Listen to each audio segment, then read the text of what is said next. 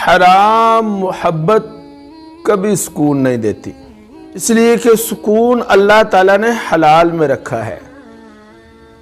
میرے عزیزو دوستو، آج بھی وقت ہے توبہ کر لے، حرام چھوڑ دے، حلال کی طرف آئے۔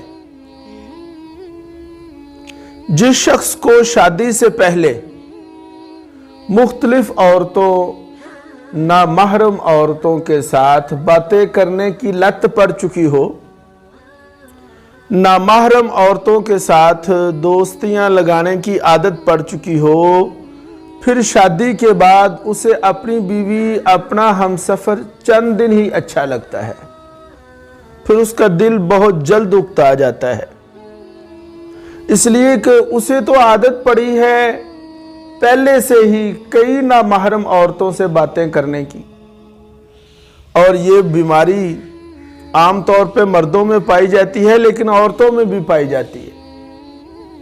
یہی وجہ ہے کہ عورتیں بھی پھر شادی کے بعد اور مرد ڈھونڈیں گی، پھر ان کو پرانی دوستیاں یاد آئیں گی۔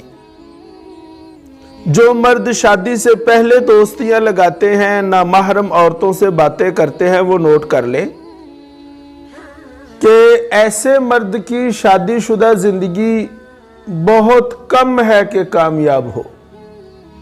شادی کے چند دن ہی گزرنے کے بعد اسے پھر پرانی دوستیاں یاد آ جاتی ہیں، وہ پھر اس طرف مصروف ہو جاتا ہے۔ لہذا میں نے کہا کہ حرام سے اپنے آپ کو روکیں، حلال کی طرف آئیں۔